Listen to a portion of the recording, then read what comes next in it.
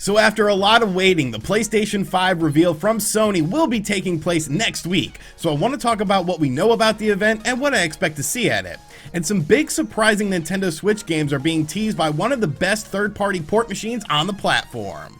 What's going on, guys? I'm RGT85. If this is your first time on the channel, be sure to hit that subscribe button and also check out the pinned comment in the comment section down below because we're doing a little bit of a giveaway. But without any further ado, let's talk about what's going on in the world of video games. So while Microsoft has been very vocal about their upcoming next generation console, the Xbox Series X, Sony has been pretty quiet with the PlayStation 5. We of course saw the controller for the system that had a lot of people going goo goo and gaga over it. Me personally, I don't know, I kind of need to have a controller in my hands before I make any sort of real judgments on it. But I did think it was interesting that Sony is just sort of pacing themselves in a completely different way than what we've seen with Microsoft. Of course, we had that long presentation with Mark Cerny talking about tech stuff when it comes to the PlayStation 5, and really, unless you're a tech head or someone who really enjoys that sort of information, there wasn't really a whole lot of substance there for me personally. You could talk about tech specs all day, but I want to see those tech specs in motion. I want to see what that means for how I will be playing the games, what that means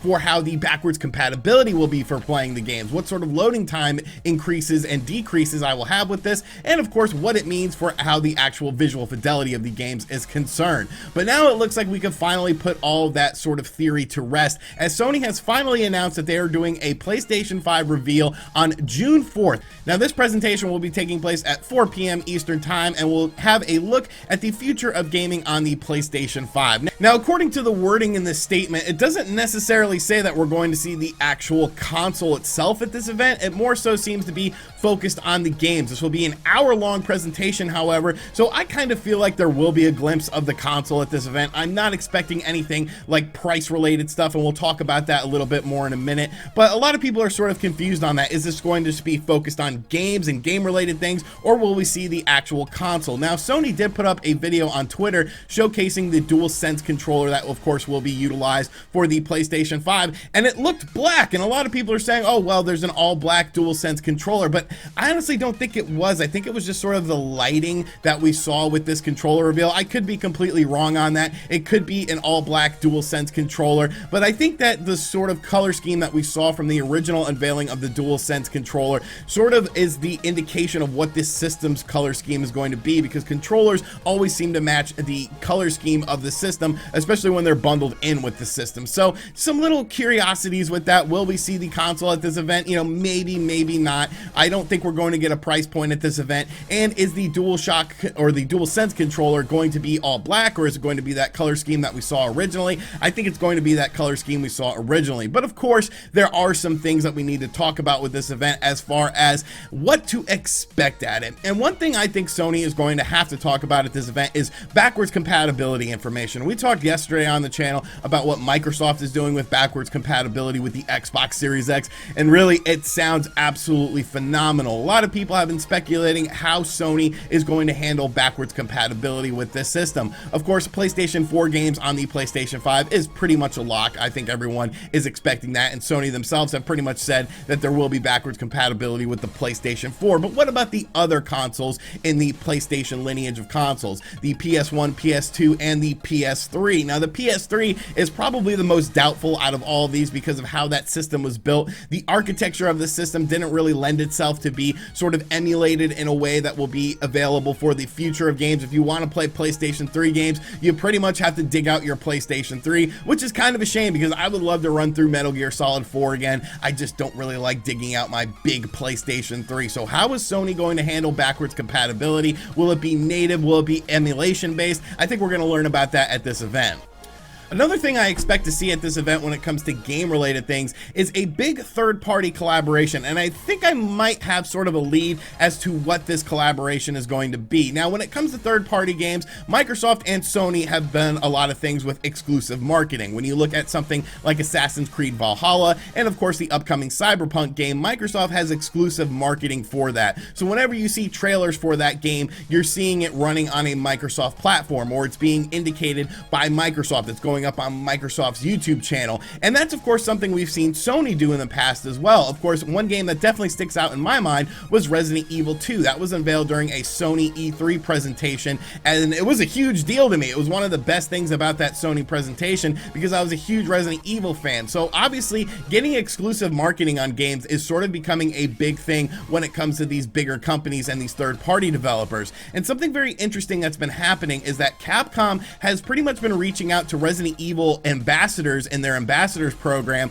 and saying that there's something coming on June 10th in the Resident Evil franchise. Now, of course, there's been heavy rumors about Resident Evil 8 as well. So could Resident Evil 8 potentially show up at this Sony event on June 4th with a little bit of a teaser, and then Capcom does something more in-depth with the Resident Evil ambassadors program for June 10th with Resident Evil 8? I kind of think that this might be a thing. Like I said, the track record is there. When you look at Resident Evil 2, that was of course unveiled during a Sony E3 presentation. So why wouldn't Capcom and Sony team up once again to do something with Resident Evil 8? I think that would be a huge win for Sony with this event, and I think it would really make this event stick out to have a game like that running on the PlayStation 5 and showing the capability of the PlayStation 5. And then of course you have first-party titles coming to us from Sony for the PlayStation 5. And really that's the biggest mystery to me with the PlayStation 5 is I really don't know what to expect when it comes to first-party titles. Games like Infamous and of course Killzone always seem to pop up on PlayStation systems, you know, towards the beginning of the life cycle of the system. Resistance used to be another game like that, but I don't know if Sony's going to go that sort of route. We've seen lots of big games from Sony this console generation with the PlayStation 4 when it comes to first-party titles. And I think the one game that probably has the best chance of getting a sequel announced at this event would be Horizon Zero Dawn. I definitely think that there is a great chance that Horizon Zero Dawn 2 will be unveiled at this presentation. God of War, Spider-Man, games like that, I'm not quite sure that enough time has passed for Sony to be confident in showing off one of those games, but I think a game like Horizon Zero Dawn has had enough time pass, and it's definitely a game that has pretty much run its life cycle on the PlayStation 4. Of course, it's coming to the PC now as well, so I definitely foresee that game being at this event. Sure, they could show teasers for other first-party games in the God of War franchise or the Spider-Man franchise, but I think Horizon Zero Dawn 2 is probably the best bet to be at this event. But one thing I'm pretty confident that we're not going to see at this event is the price point of the PlayStation 5, because I really feel like Sony and Microsoft are in a bit of a chess match right now when it comes to who is going to reveal their price point first. Now, all indicators are leading to both of these systems probably being around the $500 price point. But is one system and one company willing to take a loss on their system in order to get a bit of a head start? Could Microsoft take a loss on their system? Could Sony take a loss on their system? It's obviously a very strategic business move when it comes to this, and I really don't feel like Sony is going to be the company to announce their price point first. I think it's going to be Microsoft, and I think that's going to be at the July event. But all I know is this is going to be a very exciting event. Like I said, it's going to be an hour long, and those are the things I sort of expect to see at this event. But I want to know what you guys are anticipating at this event, so be sure to let me know in the comment section down below. And of course, next week, once this event happens, we'll be making a video on it with some reactions because I'm pretty excited for this. The next generation of consoles is here, and it's definitely exciting stuff.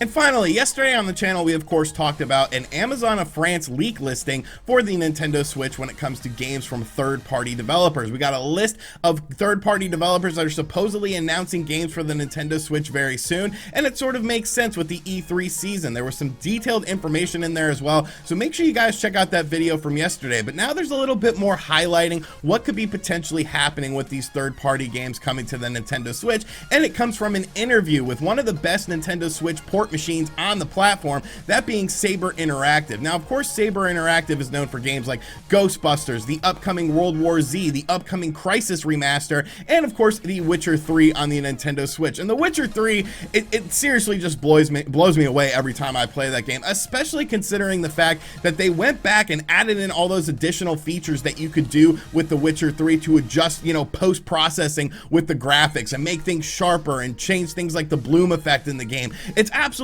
amazing. I've actually been playing through The Witcher 3 in handheld mode just to do some different sort of side quests and stuff like that, and I'm absolutely blown away with just how good this game looks and runs on the Nintendo Switch. But like I said, World War Z and Crysis Remastered are coming to us from Sabre Interactive onto the Nintendo Switch, and in a recent interview with the CEO of Sabre Interactive, he basically said the following about the Nintendo Switch system.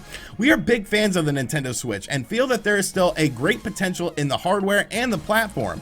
We've had enormous success so far, launching many titles on the Switch, and we are continuing to develop for the platform. We feel there is more developers can get out of the Nintendo Switch hardware, and we think fans will be surprised at some of the upcoming titles for it. But more than likely, some of those third-party titles that we learned about in yesterday's video are going to be ported by Sabre Interactive because, I mean, they're just damn good at what they do. So it really seems like we're going to be getting a bunch of third-party games coming to the Nintendo Switch very soon, and that's sort of exciting for me because I always love seeing what third-party games end up coming to the Nintendo Switch and how they perform. Of course, today, BioShock, Borderlands, and XCOM 2 came out on the Nintendo Switch. I went ahead and downloaded the BioShock games. I've been playing through BioShock 1 again, and it looks absolutely fantastic. It's definitely the remastered edition of the game, and it runs very, very smoothly. So I'm very excited to see what these games are going to be, and I feel like this is definitely linked to yesterday's video talking about those third-party developers working on games for the Nintendo Switch. So very exciting stuff here. It's really interesting to see what the future of the Nintendo Switch is going to hold,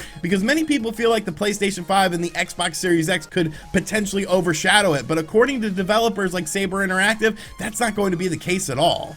Alright, so that is going to do it for today's video. I hope you guys enjoyed it. Be sure to let me know in the comments section down below what you think of everything. What do you expect to see at this PlayStation 5 event that's happening next week? Of course, we will be doing a video of it on the channel. And what games do you think are being teased for the Nintendo Switch? Some big surprise games that will sort of shock people coming to the platform. And do you think this is tied in to yesterday's video talking about, of course, all of those third-party developers allegedly putting games on the system? And as always, guys, thank you for checking out this video. If you're new to the channel, make sure you subscribe and turn on notifications. Like I said at the start, be sure to check out the pinned comment in the comment section down below. We're giving away some eShop or PSN or Xbox Live gift cards, whatever you want to choose if you are the winner. So make sure you guys check that out. And as always, I will catch you guys on the next video.